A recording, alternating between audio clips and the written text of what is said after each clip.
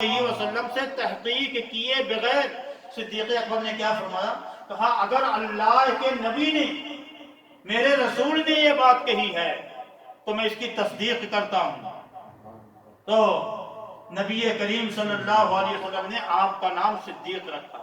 بات آئے گی قرآن میں، تو میں نے بتایا والذی جاء بالصدق وصدق بہ، اور اسی طریقے سے احادیث میں بھی اس کا ذکر ہے، میں بات کروں گا انشاءاللہ۔ حدیث کے اندر میں آپ کو بتاؤں، غزوہ احد کے موقع پر اللہ کے رسول صلی اللہ علیہ وسلم نے جب دیکھا کہ لشکر اسلام کو بظاہر یعنی پسپائی حاصل ہو رہی ہے، تو آپ اضطراری حالت میں احد پہاڑ پر پناہ لینے کی غرض سے مجبور ہوئے، اور آپ جب احد پہاڑ پر چڑھے تو احد پہاڑی کے اندر ایک جنبش پیدا ہوئی، احد پہاڑ حرکت میں آ گیا۔ تو نبی کریم صلی اللہ علیہ وسلم نے ایک لفظ استعمال فرمایا، کیا؟ کہا اثبت یا احد فانما علیک نبی وصدیق وشہیدان۔ کہا اے احد پہاڑ تو خاموش رہ، تو سکونت پذیر ہو جا، تو جنبش نہ کر، کیونکہ تیرے اوپر ایک نبی ہے، ایک صدیق ہے، دو شہید ہیں۔ تو نبی اور صدیق سے تو آپ سمجھ گئے کون تھے، لیکن شہید کون تھے؟ شبیر بھائی، شہید کون لوگ تھے؟ ہاں، شہید کون تھے؟ حضرت عمر اور حضرت عثمان رضی اللہ تعالی، ان کی شہادت، یعنی شہادت کی پیشین گوئی اسی موقع پر نبی کریم صلی اللہ علیہ وسلم کی زبان رسالت سے ظاہر ہو چکی ہے۔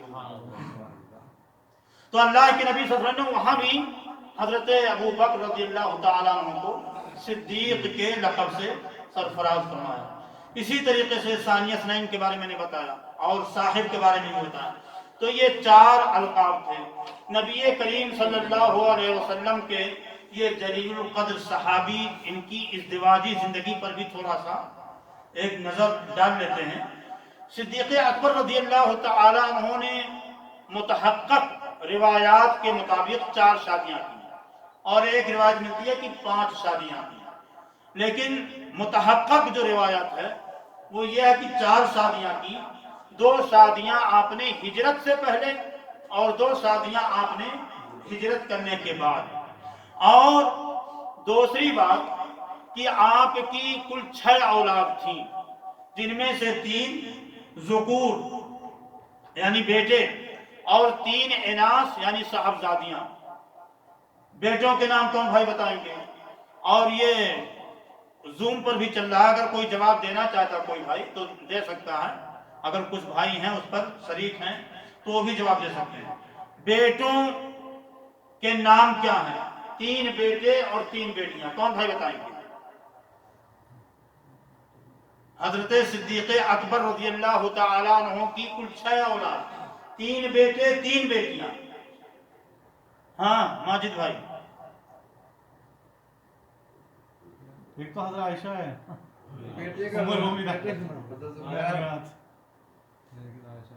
حضرت عائشہ رضی اللہ تعالی عنہ۔ ہاں، میں چاہتا ہوں آپ لوگ بھی شریک رہیں تاکہ دل دماغ حاضر رہے، نہیں تو علامہ اقبال کا وہ شعر ہے نا، ایسی نماز سے گزر ایسے امام سے گزر، تیرا امام بے حضور تیری نماز بے سرور۔ تو میں بول رہا ہوں، آپ لوگ بھی کچھ بولنا شریک ہوں۔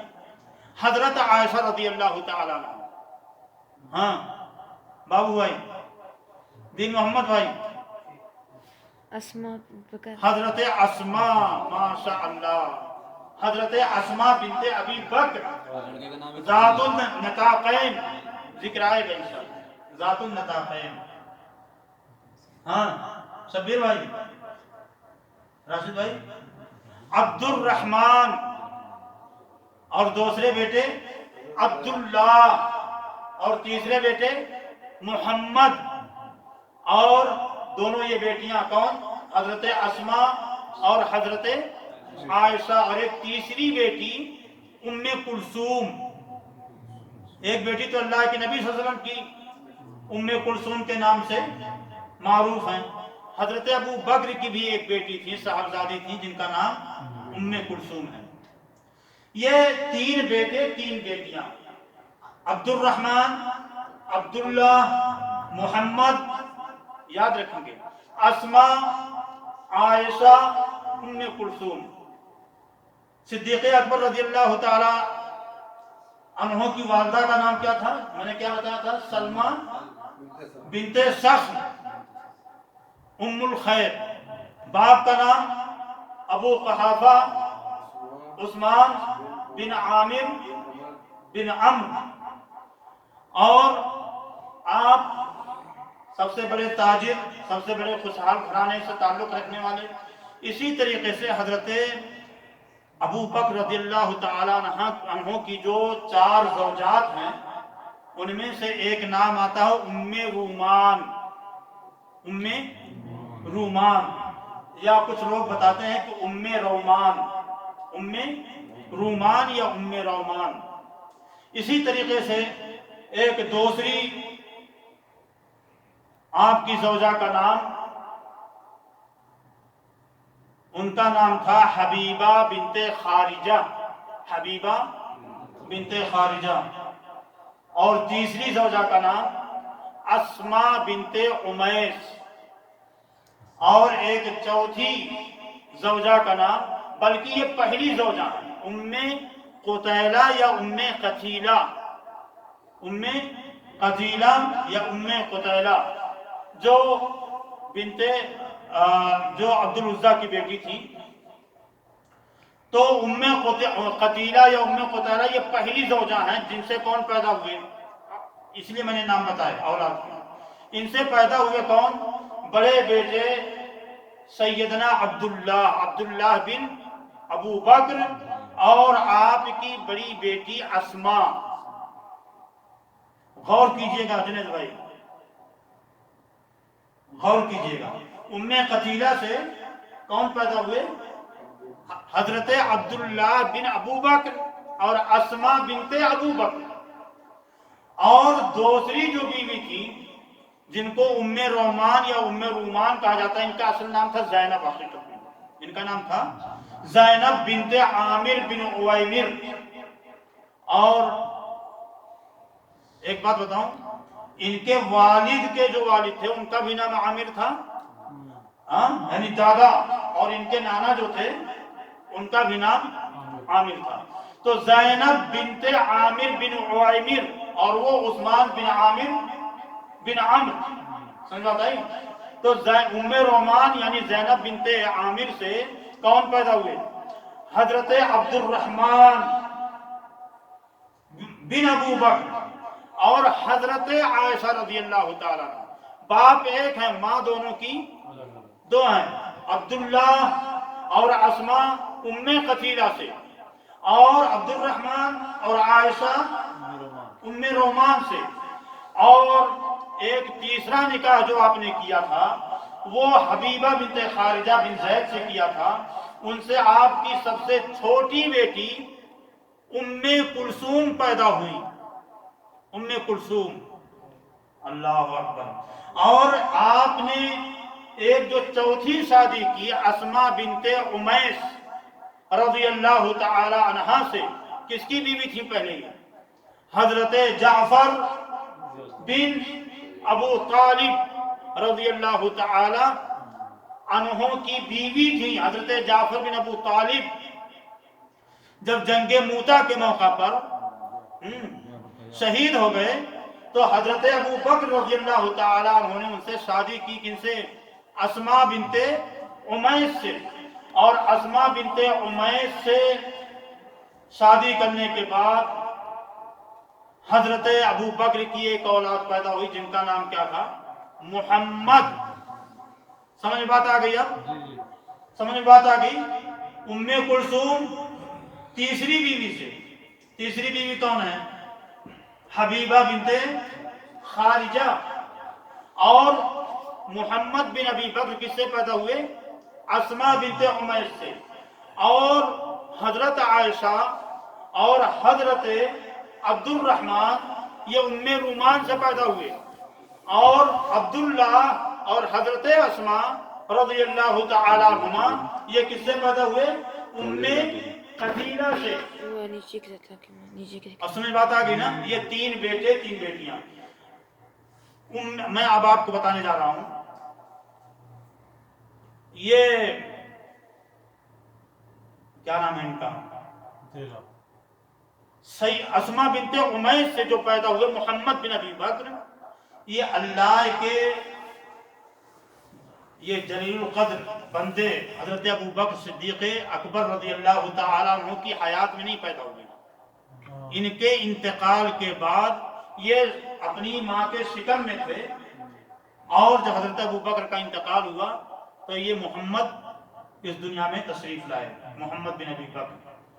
اور حضرت ابو بکر، اب یہ ساری چیزیں جو آپ کے خاندان سے، نام و نسب سے، اور اسی طریقے سے صدیق اکبر رضی اللہ تعالیٰ عنہ کا حلیہ مبارک، وضو قطع، چہرے بشرے اور لباس، پوشاک، تجارت، ان ساری چیزوں کے تعلق سے، اور ولادت کے تعلق سے میں نے آپ کو بتایا کہ آپ کی ولادت نبی کریم صلی اللہ علیہ وسلم عام الفیل کو پیدا ہوئے، اور عام الفیل کے 2 سال 6 مہینہ گزر جانے کے بعد صدیق اکبر کی پیدائش ہوئی، اور اس کو آپ اس میں میلادی میں کہہ سکتے ہیں 573 میں حضرت ابو بکر رضی اللہ تعالیٰ عنہ کی پیدائش ہوئی، اور اللہ کے نبی صلی اللہ علیہ وسلم سے تقریباً 2 سال 3 مہینے یا 2.5 سال مان لیجیے، 2.5 سال آپ چھوٹے تھے۔ کون؟ صدیق اکبر رضی اللہ تعالیٰ عنہ۔ اب صدیق اکبر رضی اللہ تعالیٰ عنہ کے تعلق سے جو فضائل ہیں، ان میں سے میں آپ کے سامنے کچھ باتیں رکھنا چاہتا ہوں۔ پہلی بات یہ ہے کہ صدیق اکبر رضی اللہ تعالیٰ عنہ افضل اولاد آدم بعد الانبیاء، انبیاء کے بعد پوری اولاد آدم میں سب سے افضل انسان ہے۔ بلکہ بعض محققین نے، اہل علم نے یہاں تک کہا کہ پورے جن و بشر میں، پورے ملائکہ میں، انبیاء کو چھوڑ کر، انبیاء کے علاوہ اگر کوئی افضلیت کا درجہ رکھتا ہے تو کون ہے؟ حضرت ابو بکر صدیق اکبر رضی اللہ تعالیٰ عنہ۔ دوسری اہم فضیلت یہ ہے کہ صدیق اکبر صدیق هذه الامہ، اس امت کے صدیق ہیں، اور اس تعلق سے کچھ تفصیلات آپ کے سامنے گزر گئی۔ تیسری اہم فضیلت یہ ہے کہ حضرت صدیق اکبر خلیفۃ رسول اللہ، خاتم النبیین کے جانشین ہیں، خلیفہ ہیں، خاتم النبیین کے جانشین، خلیفہ، اللہ کے رسول کے خلیفہ۔ اور اس کے علاوہ ایک بڑی فضیلت یہ ہے کہ اللہ کے نبی صلی اللہ علیہ وسلم کے بچپن کے یار، بچپن کے دوست، بچپن سے ہی آپ کی رفاقت، صحبت، ہم نشینی میں رہنے والے، آپ کے نرم گرم حالات میں آپ کا ساتھ دینے والے، آپ کے مزاج اور طبیعت اور سرشت کو جاننے والے، آپ کی لائق ڈس لائق، پسند ناپسند کو جاننے والے، کون؟ صدیق اکبر، مزاج آشنائے رسول صلی اللہ علیہ وسلم۔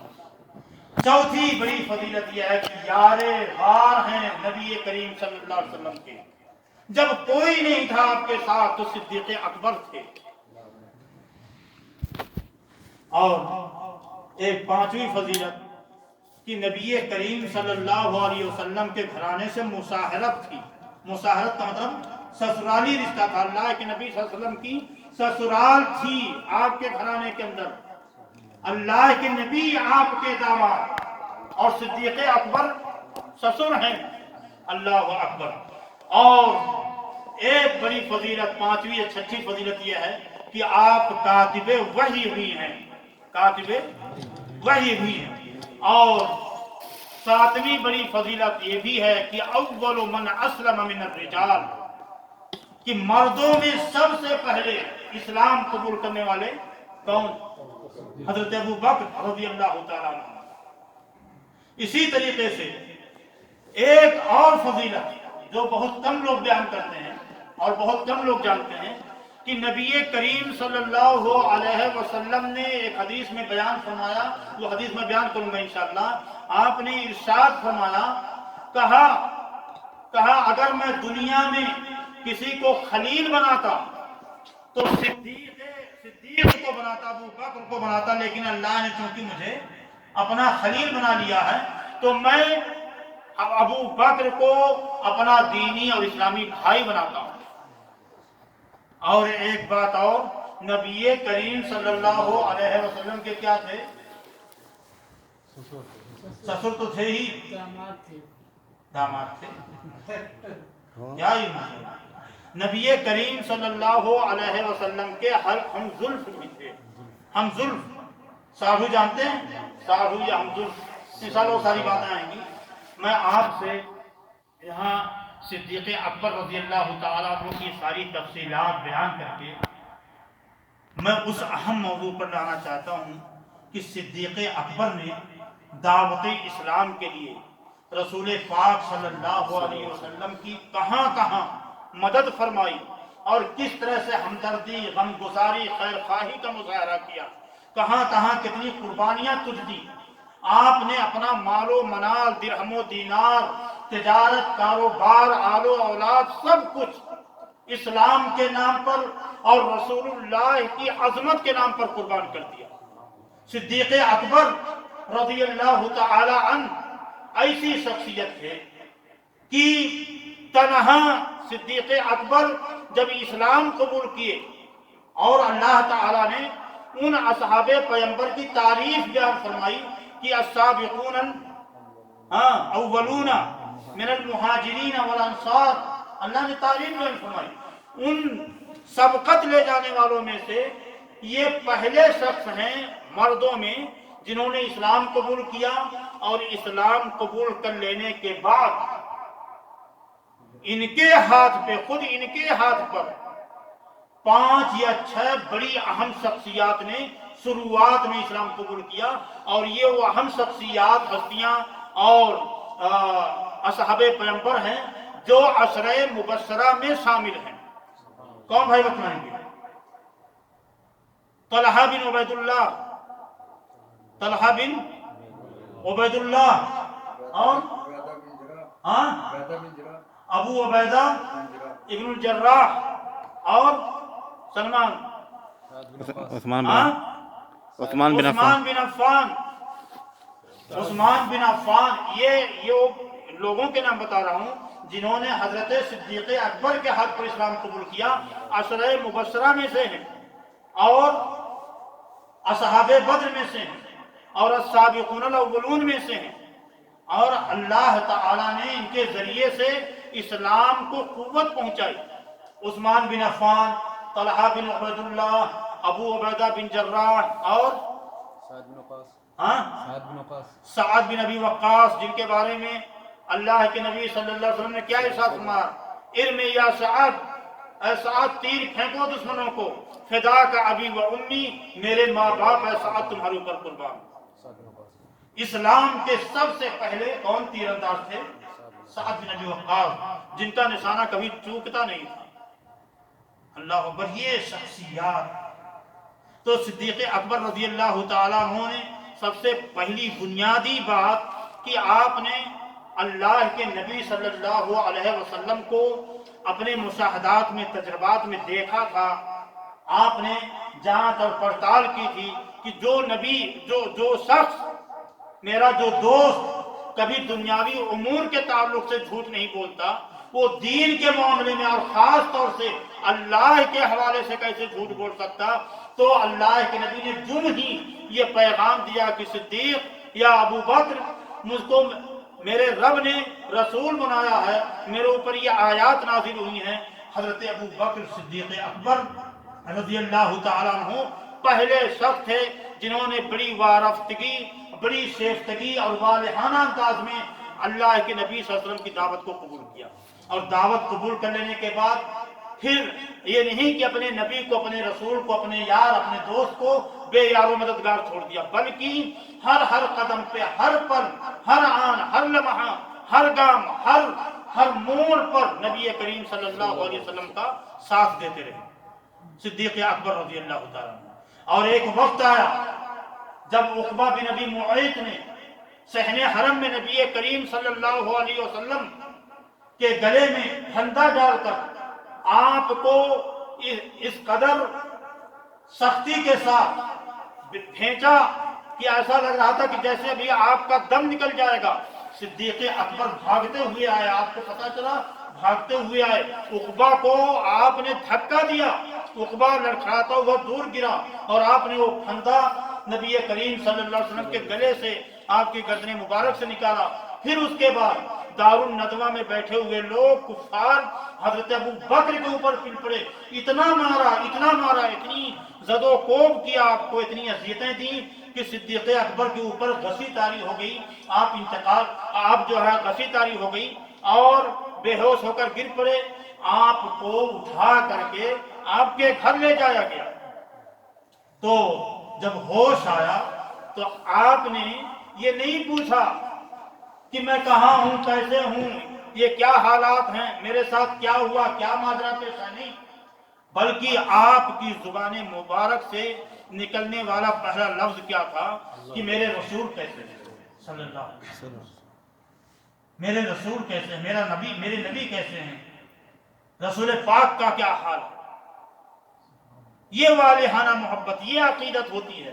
ابھی کچھ لوگوں نے محبت کا اظہار کیا میلاد النبی کے نام پر، اور میرے گروپ واٹس ایپ پہ کسی بھائی نے شیئر کیا، محمد صلی اللہ علیہ وسلم لکھ کر کے بینر پر، اس بینر کو ڈسٹ بن کے حوالے کر دیا گیا، تم یہ کرو تو تم عاشق رسول، مداح رسول، محب رسول، اور ہم رسول کی عظمت کو لوگوں کے سامنے بیان کریں تو ہم گستاخ رسول ہو جاتے ہیں، ہم اطاعت رسول کی دعوت دیں، سنت رسول کو اجاگر کریں تو کہتے ہیں یہ گستاخ رسول ہے۔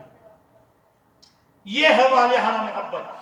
غصی طاری ہوئی، بے ہوشی آئی، اور جب آنکھ کھلی تو سب سے پہلا جملہ نکلا کہ میرے رسول کیسے ہیں، میرے رسول کا کیا حال۔ اچھا، ایک اور موقع آیا جب نبی کریم صلی اللہ علیہ وسلم نے صحابہ کرام کو ہجرت کا حکم دیا، دھیرے دھیرے، ہولے ہولے، آہستہ آہستہ صحابہ چوری چھپے، روپوش ہو کر کے مدینہ کی طرف ہجرت کرنے لگے۔ معاہدہ ہوا تھا سارے مدینہ کے ساتھ، نبی کریم صلی اللہ علیہ وسلم نے سارے صحابہ کو اذن عام دے دیا کہ جو جیسے بھی جن حالات میں بھی جا سکتا ہے وہ اگر عزیمت پاتا ہے اور اس کے اندر توانائی ہے، دمخم ہے، تو کیسے بھی وہ یہاں سے مکہ سے بچاؤ کر کے نکلنے کی کوشش کرے۔ سارے مسلمان دھیرے دھیرے نکلنا شروع ہوئے، صرف عمر ابن الخطاب رضی اللہ تعالیٰ عنہ ایک بے باک تو سارے صحابہ تھے، لیکن عمر کا رعب و جلال تو کچھ الگ ہی تھا۔ یہ ایک تنہا صحابی تھے، انہوں نے صحن حرم میں جا کر کے لوگوں کو للکارا، آواز دی، چیخ لگائی، کہا ظالموں، کافروں، بتوں کے پجاریوں، میں خطاب کا بیٹا عمر مدینہ کی طرف عازم سفر ہونے والا ہوں، اور تم میں سے اگر کوئی چاہتا ہے کہ اس کی اولاد یتیم ہو جائے، اس کی بیوی بیوہ ہو جائے، اس کی تجارت تہس نہس ہو جائے، کاروبار ٹھپ ہو جائے، تو اس پہاڑی کی وادی میں آ کر کے پیچھے مجھ سے ملاقات کرے، اور روکنا چاہے تو روک لے، میں نکلنے والا ہوں۔ تو یہ تو عمر رضی اللہ تعالیٰ عنہ تھے، باقی بچے کون؟ اللہ کے نبی اور حضرت ابو بکر صدیق رضی اللہ تعالیٰ عنہ۔ تو صدیق اکبر بار بار بڑے اصرار کے ساتھ اللہ کے نبی سے پوچھتے اور استفسار کرتے، اللہ کے رسول مجھے کب اجازت ملے گی، مجھے اجازت دیجیے، میں بھی نکلوں۔ تو نبی کریم صلی اللہ علیہ وسلم نے، یہ بھی بڑی منقبت کی بات ہے، کہا تھوڑا انتظار کرو، انتظار کی گھڑیاں ختم ہوں گی تو انشاءاللہ کچھ خیر کے پہلو سامنے آئیں گے، خیر کے امور سامنے آئیں گے۔ صدیق اکبر رضی اللہ تعالیٰ عنہ نے انتظار کیا، نبی کریم صلی اللہ علیہ وسلم نے اپنے بارے میں فرمایا، کہا صدیق میرے لیے بھی اللہ کی طرف سے ہجرت کا حکم آ چکا ہے۔ صدیق نے کیا فرمایا؟ کہا الصحبہ الصحبہ یا رسول اللہ، اے اللہ کے رسول، اس مبارک عمل میں اور اس مبارک موڑ پر میں آپ کی صحبت، آپ کی رفاقت کا طلبگار ہوں۔ اللہ کے رسول مجھے اس کا بھی شرف عطا کیجئے۔ نبی کریم صلی اللہ علیہ وسلم نے صدیق اکبر رضی اللہ تعالیٰ عنہ کو یہ بشارت اور مژدہ سنائی، کہا تم میرے ساتھ میں ہوگے۔ کون؟ صدیق اکبر نبی کریم صلی اللہ علیہ وسلم کے ساتھ۔ الغرض قصہ بڑا طویل ہے، مختصراً یہ ہے کہ ہجرت کے وقت نبی کریم صلی اللہ علیہ وسلم نے حضرت صدیق اکبر رضی اللہ تعالیٰ عنہ کے گھر پر قدم رکھا، اور یہ وہ وقت تھا کہ جس وقت عام طور سے اللہ کے نبی ابو بکر رضی اللہ تعالیٰ عنہ کے گھر پر نہیں آتے تھے، عجیب و غریب وقت میں۔ اور یہ ایسا اس لیے کیونکہ حضرت ابو بکر کا یارانہ تھا اللہ کے رسول کے ساتھ، معلوم تھا، اور کہ آپ کا معمول، آپ کی عادت مبارکہ کس وقت آپ میرے گھر تشریف لاتے ہیں، یہ ساری چیزیں مشہور تھیں۔ تو نبی کریم صلی اللہ علیہ وسلم کے گھر پر رات کی تاریکی میں سناٹے کے عالم میں پہنچے، کہا ابو بکر نکلنے کا ارادہ کرو اور آج رات میں ہم نکلیں گے۔ نبی کریم صلی اللہ علیہ وسلم کے چہیتے صحابی، جلیل القدر صحابی نے کیا ارشاد فرمایا؟ کہا اللہ کے رسول صلی اللہ علیہ وسلم میں نے 2 اونٹنیاں تیار کر رکھی ہیں، یہ دیکھو فدائیت کا جذبہ، یہ ہے محبت، یہ ہے عقیدت، یہ ہے اللہ کے رسول صلی اللہ علیہ وسلم کے ساتھ اور آپ کی عظمت کے ساتھ والہانہ لگاؤ، یہ ہے تعلق خاطر، اس کو یہ شریعت کے اندر مطلوب ہے۔ کہا 2 اونٹ ہم نے پہلے سے ان کو کھلا پلا کر کے تیار کر رکھے ہیں، فربا کر رکھا ہے، وہ توانا ہیں، صحت مند ہیں۔ میں جانتا تھا کہ اچانک آپ مجھ کو اس بات کی ہدایت کریں گے، تو اس سے پہلے کہ اچانک کوئی بات ہو میں نے ان کو تیار کر رکھا ہے۔ نبی کریم صلی اللہ علیہ وسلم کے صحابی نے سارا اثاثہ، سرمایہ، درہم، دینار، سب کچھ فوراً سب لپیٹ کر کے تھیلے میں رکھا، اونٹنی پر سوار ہوئے اور جانا تھا شمال کی طرف۔ مدینہ مکہ سے شمال کی طرف ہے، لیکن گئے کدھر؟ جنوب کی طرف۔ غار ثور کدھر ہے؟ مکہ سے جنوب کی طرف گئے۔ یہ حکمت اور دانائی دیکھیے اس وقت کے، یہ ہوتے ہیں سالار، یہ ہوتے ہیں فاتح قوم کے، اس وقت کی دانائی اور بینائی۔ زمانے جاہلیت کے لوگوں میں بھی اس قسم کی حکمت اور دور اندیشی اور بصیرت ہوا کرتی تھی۔ جانا شمال کی طرف، نکلے جنوب کی طرف، اور صدیق اکبر رضی اللہ تعالیٰ عنہ کی جانثاری پر قربان جائیے کہ تنہا خود اللہ کے رسول پر فدا نہیں، بلکہ آپ نے اپنی اونٹنیوں کو بھی آپ کے لیے قربان کیا، اپنے گھر کے اثاثے کو بھی۔ اور تعجب حیرت کی بات یہ ہے کہ آپ نے اپنے گھر کے اہل و عیال کو بھی آپ کی خدمت پر مامور کیا۔ کیسے؟ آپ کا ریوڑ، بکریوں کا ریوڑ چرانے والا شخص عامر بن فہیرہ، آپ نے اس کو لگایا، اور پھر ایک شخص کو جو تھوڑا امانت دار تھا اور معتبر تھا، اس کا نام تھا عبداللہ ابن عریقط، اس کو اجرت پر، راہنما کے طور پر اس کو مکلف کیا، اس کو اجرت پر اس کو مکلف کیا، مامور کیا۔ اور پھر آپ نے اپنی بیٹی حضرت اسماء بنت ابی بکر رضی اللہ تعالی عنہا کو بھی کیا کیا؟ مکلف کیا۔ اب میں بتاتا ہوں، نبی کریم صلی اللہ علیہ وسلم غار ثور میں رات کی تاریکی میں پہنچ گئے۔ 3 رات آپ نے غار ثور میں گزارے۔ صرف نبی ہے، نبی آخر الزمان، اور ان کی صحبت میں کون ہے؟ صدیق اکبر رضی اللہ تعالیٰ عنہ۔ وہاں پر حضرت صدیق اکبر کی بیٹی حضرت اسماء رضی اللہ تعالیٰ عنہ رات کی تاریکی میں چوری چھپے وہ خورد و نوش کے اشیاء لے کر کے پہنچتی تھی غار ثور میں۔ ذرا تصور کیجئے، وہ قمقموں کا دور نہیں تھا، سڑکیں نہیں تھی، لائٹ اور بجلیاں نہیں تھی، گاڑی گھوڑے نہیں تھے، حالات بالکل قسم پرسی کے حالات تھے، بے چارگی کا عالم تھا۔ ان حالات میں ایک خاتون، چرند اور پرند، درندوں کا خوف چاروں طرف سے گھیرے ہوئے، رات کی تاریکی میں ایک خاتون اور اپنے 2 سے ناتواں پر خرد و نوش کے اشیاء کو لاد کر کے رات کی تاریکی میں کتنی دوری پر ہے غار ثور مکہ سے؟ یہ تو آج آپ کو قریب تر لگ رہا ہے، اس وقت کے ایام میں ان حالات میں وہ کتنی دوری پہ تھا۔ اللہ کے رسول صلی اللہ علیہ وسلم کو یہ خاتون رات میں لے جا کر کے ان کو نان و نفع پہنچاتی ہیں، اور پھر صبح کے وقت میں، رات کے وقت میں عامر بن فہیرہ جو چرواہا ہے حضرت ابو بکر کے ریوڑ کا، بکریوں کا جو ریوڑ، اس کا چرواہا عامر بن فہیرہ یہ رات کی تاریکی میں کیا کرتے تھے؟ جا کر کے وہاں پر بکریوں کو پھیلا دیا کرتے تھے۔ کیوں؟ کیا حکمت تھی اس میں؟ تاکہ جو نقوش قدم ہیں، خطوط راہ، وہ مٹ جائیں اور مشرکین مکہ کو یا کفار مکہ کو پتہ نہ چلے کہ یہاں کوئی بنی آدم بھی آیا تھا، اولاد آدم کا بھی ادھر سے گزر ہوا ہے۔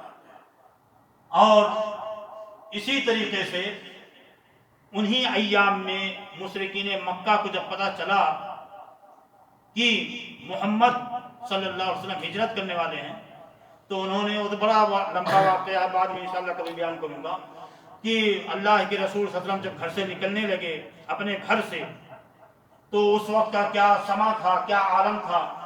آپ نے اپنی سبز چادر حضرت علی بن ابی طالب کو دی، کہا علی تم میرے بستر پر دراز ہو جاؤ اور یہ چادر اوڑھ لو، کیونکہ دار الندوہ میں لوگوں نے آپس میں باہمی مشورہ کیا ہے، مفاہمت کی ہے، اور بے اتفاق رائے ان لوگوں نے یہ نتیجہ اخذ کیا، اس نتیجے پر پہنچے ہیں کہ ہر قبیلے کا ایک ایک شخص وہ ننگی تلوار برہنہ شمشیر لے کر کے میرے اوپر حملہ آور ہوں گے، تاکہ میرے خون کی ذمہ داری ہر قبیلے کے اوپر منقسم ہو جائے، کوئی خاص ایک شخص یا کوئی خاص ایک قبیلہ مجرم نہ ٹھہرے۔ حضرت علی کی عظمت دیکھو، صدیق اکبر کا عزم و حوصلہ دیکھو۔ نبی کریم صلی اللہ علیہ وسلم نے اپنی چادر دی، حضرت علی رضی اللہ تعالیٰ عنہ چادر اوڑھ کر کے بستر رسول صلی اللہ علیہ وسلم پر دراز ہو گئے۔ اللہ کے نبی صلی اللہ علیہ وسلم نے سورہ یاسین، غالباً حدیث میں سورہ یاسین کا ذکر ہے، سورہ یاسین پڑھی، کچھ آیات تلاوت کی، اور ایک مشت خاک لیا، اور اس کے بعد پڑھ کر کے ان کافروں کے اوپر چہروں پر جو آپ کے نکلنے کا انتظار کر رہے تھے، سراپا منتظر تھے، آپ نے پھینکا۔ اللہ کے رسول صلی اللہ علیہ وسلم وہاں سے نکلے اور ان لوگوں کو کچھ سجائی نہیں دیا۔ صبح ہوئی تو ان لوگوں کے ہوش اور حواس ٹھکانے آئے، عقل ٹھکانے لگی، تو آپ کے گھر کے اندر داخل ہوئے، اور آپ کی صاحبزادی حضرت فاطمہ اور دوسرے اہل خانہ کو بھی، نبی کریم صلی اللہ علیہ وسلم کے اہل خانہ کو ان لوگوں نے زد و کوب کیا، اور کمبخت ناہنجار پلید انسان ابو جہل نے حضرت فاطمہ کو تھپڑ بھی رسید کیا، اور حضرت علی کو بھی زجر و توبیخ کی، کہا محمد کی طرح صلی اللہ علیہ وسلم، کہا وہ تو چلے گئے، تمہاری آنکھوں کے سامنے سے روانہ ہوئے۔ الغرض پھر ان لوگوں نے آنن فانن ایک اعلان، بباغ دوہل اعلان کرایا، منادی کرا دی کہ جو محمد کو مردہ نعوذ باللہ یا زندہ قید کر کے لا کر کے حاضر کرے گا، اس کے لیے 100 اونٹ ہیں، 100 اونٹ۔ اور کون سے اونٹ؟ سرخ اونٹ۔ آج آپ اسکارپیو یا جو مہنگی سے مہنگی گاڑی ہو سکتی ہے، آپ تصور کر لیجئے ایک اونٹ کی قیمت 100 اونٹ اس کو دیے جائیں۔ اب لوگ ہر طرف، چاروں طرف اطراف مکہ میں دور دراز تک سب لوگ نکل گئے، اور اللہ کے رسول صلی اللہ علیہ وسلم کی تلاش میں، بلکہ حضرت صدیق اکبر کے پاس بھی گئے، وہاں بھی جا کر کے پہنچے، ان کے گھر پر بھی، اور پوچھا، کہا اسما ابا بکر، ابو بکر، کیا یہاں ابو بکر ہے؟ لوگوں نے جواب دیا کہ نہیں۔ ابو بکر نے فوراً ان کی چھٹی حسن کام کرنا شروع کیا، اور صدیق اکبر اور حضرت محمد رسول اللہ صلی اللہ علیہ وسلم کو نہ پا کر کے اس یقین اور وثوق پر پہنچ گئے کہ وہ لوگ ہجرت کی راہ اختیار کر گئے، اور کہا کہ جو بھی محمد کو زندہ یا مردہ العیاذ باللہ لا کر کے حاضر کرے گا، اس کے لیے 100 سرخوں سے۔ حضرت صدیق اکبر کی یہ آخری بات، پھر انشاءاللہ اور باتیں انشاءاللہ بعد میں دوسرے موقع پر۔ صدیق اکبر رضی اللہ تعالیٰ عنہ کی بیٹی صاحبزادی حضرت اسما رات کی تاریکی میں خدمت کر رہی ہیں۔ عامر بن فہیرہ رات کے وقت میں دن بھر بکریوں کو دوسری جگہ گھاس پھوس میں ان کو لے کر کے چلا رہے ہیں، اور رات کا وقت ہوتا ہے، تو پھر رات کے وقت میں وہ لے کر کے بکریوں کا ریوڑ ان جگہوں پر جاتے ہیں جہاں سے حضرت اسما کا آنا جانا ہے اور عامر بن فہرہ کا آنا جانا ہے، تاکہ وہ نقوش قدم مل جائیں۔ حضرت صدیق اکبر 3 رات اللہ کے نبی صلی اللہ علیہ وسلم کے ساتھ غار ثور میں تھے۔ کون سا غار ثور؟ کوئی بھائی گئے دیکھیں کہ نہیں دیکھیں؟ کسی نے غار ثور کو دیکھا ہے؟ ماجد بھائی نے دیکھا؟ گئے ہیں اندر گئے ہیں؟ اور غار حرا میں؟ اچھا ماشاءاللہ۔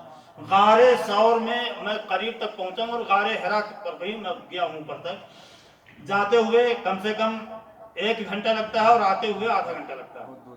تو غار ثور میں حضرت صدیق اکبر رضی اللہ ادب ملاحظہ کیجئے، نبی کریم صلی اللہ علیہ وسلم کے ساتھ صدیق اکبر کا ادب کیا ہے۔ فرماتے ہیں کہ اے اللہ کے رسول صلی اللہ علیہ وسلم آپ انتظار کریں، پہلے میں اندر جا کر کے غار کی صفائی کر لوں، کہیں ایسا نہ ہو کوئی گزند پہنچانے والی کوئی مخلوق ہو، جن بھوت پریت یا سانپ بچھو کوئی بھی چیز ہو تو میں اس کو جو ہے وہاں سے صاف کر دوں، اس کے بعد آپ تشریف لے جائیں۔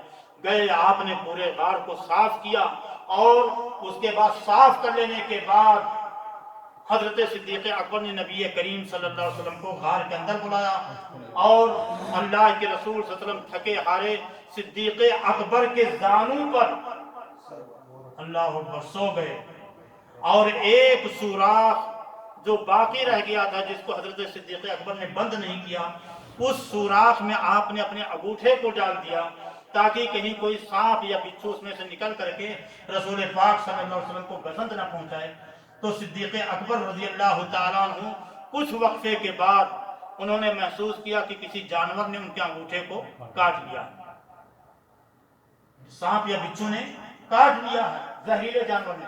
اور یہ نبی کریم صلی اللہ علیہ وسلم کو پتہ کب چلا؟ جب آپ کے چہرے انور پہ گرم گرم آنسو صدیق اکبر کے ٹپکے تو آپ بے ساختہ اٹھ کھڑے ہوئے بیٹھ گئے اور آپ نے فرمایا صدیق کیا بات ہے؟ کہا اللہ کے نبی صلی اللہ علیہ وسلم ایسا ایسا معاملہ ہو گیا۔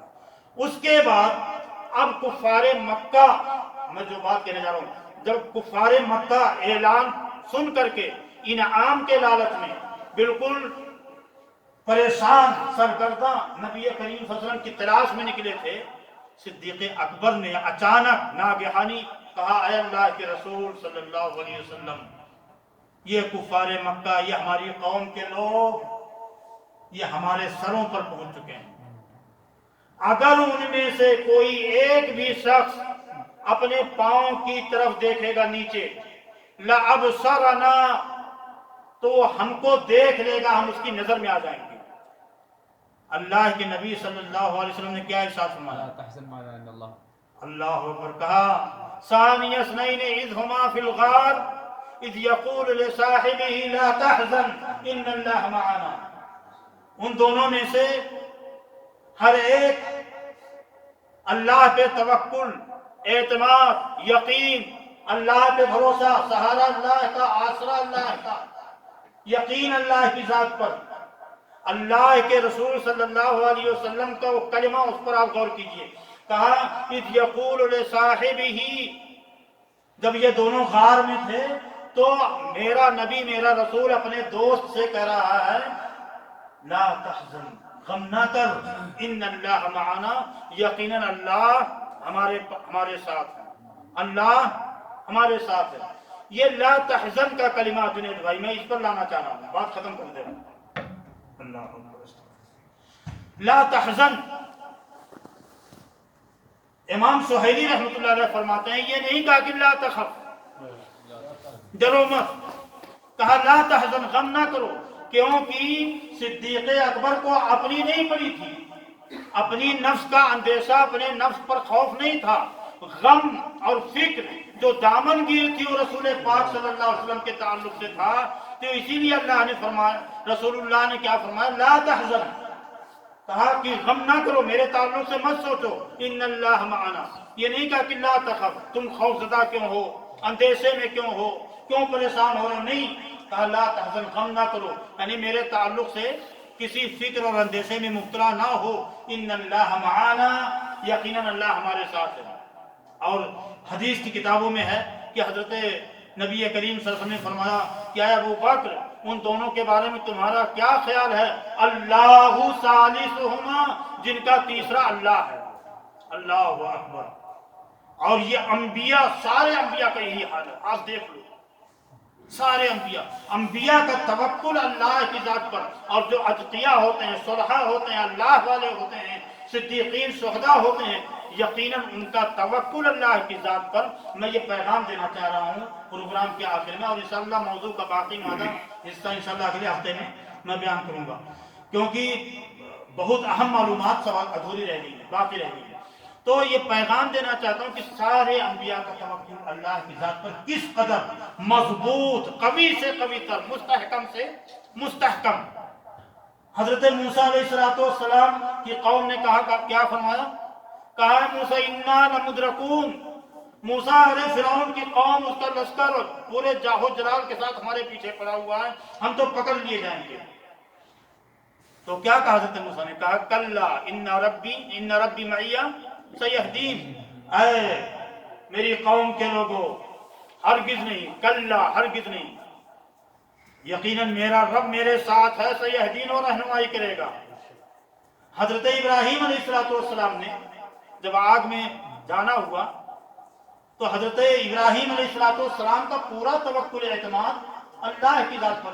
خیر یہ خود ایک موضوع ہے، انشاءاللہ کبھی اللہ نے توفیق دیا تو بیان کیا جائے گا۔ اس وقت میں آپ کو یہ پیغام دینا چاہتا ہوں میرے بھائیوں کہ صدیق اکبر رضی اللہ تعالیٰ عنہ کی یہ شخصیت اور یہ سیرت، یہ اوصاف حمیدہ، یہ ستودہ صفات، ان کے یہ کمالات، یہ محاسن ہم کو چیخ چیخ کر کے یہ پیغام دیتے ہیں کہ حقیقی محبت، سچی محبت اگر رسول سے ہے تو رسول اکرم صلی اللہ علیہ وسلم کی عظمت کو سمجھنے کی کوشش کرو، آپ کے مقام کو پہچانو، رسول اللہ کی روشن ہدایات کیا ہیں ہماری زندگیوں کے لیے، ان روشن ہدایات اور راہنما تعلیمات کو ہمیں اور آپ کو مثال راہ بنانے کی ضرورت ہے۔ چیخنے چلانے سے، شور و غوغا کرنے سے، نعرے بلند کرنے سے، شور شرابے کرنے سے اللہ کے رسول کی محبت قائم نہیں ہوتی۔ اللہ نے فرمایا قل ان کنتم تحبون اللہ فاتبعونی یحببکم اللہ۔ اور یہ ایسا موضوع ہے اللہ کی قسم کہ اچھے اچھے لوگوں کو ہضم نہیں ہوتا۔ شبیر بھائی یہاں موجود ہیں ماشاءاللہ، وہ چاچا بھی ہیں الحمدللہ۔ 2-4 دنوں پہلے خاص 12 ربیع الاول کی تاریخ میں، اور اتفاق دیکھیے کہ عمل اس نے پیرہی کے دن 12 تاریخ ربیع الاول کی، اور میرا پروگرام بلدیہ میں، اور میں بہت تکلف میں بڑی حکمت کے ساتھ بڑے اچھے اسلوب میں سوچ رہا تھا کہ میلاد النبی کے تعلق سے جو غلط افکار ان کو بیان کرنے کی کوشش کروں، تو میں تمہیدی طور پر لوگوں کو قریب لانے میں تقریباً پورے موضوع کا آدھا سے زیادہ حصہ گزر گیا، میلاد النبی پہ بولنے کی ہمت ہی نہیں ہو پا رہی تھی۔ لیکن جب بولنے، اور مقصد یہ تھا، یہ نہیں کہ کوئی ڈر خوف، الحمدللہ حکومت نے وزارہ کی طرف سے یہ اعلان، یہ موضوع دیا ہم کو بولنے کے لیے، اور میں معمور ہوں، اللہ کا فضل ہے الحمدللہ۔ لیکن میں حکمت کی راہ اختیار کر رہا تھا کہ لوگ بدکنا نہ شروع کر دیں، بھاگنے نہ لگیں۔ تو جیسے ہی میلاد النبی کا موضوع میں نے شروع کیا، دھیرے دھیرے 50-60 لوگوں کی تعداد میں سے لوگ دھیرے دھیرے نہیں بلکہ بہت تیزی کے ساتھ، جیسے ہی میں نے میلاد کا لفظ استعمال کیا، لوگ آخر میں بچتے بچاتے کتنے شبیر بھائی 10-12 لوگ رہ گئے ہوں گے، یہ حال ہو گیا۔ یہ موضوع سنت اور بدعت کا، رسول پاک کی اطاعت کا، سنت رسول پر عمل کرنے کا موضوع بڑے بڑے لوگوں کو ہضم نہیں ہو پاتا ہے، ان کے پیٹوں کے اندر مروڑ پیدا ہوتا ہے۔ اللہ تعالی ہم سب کو سنت رسول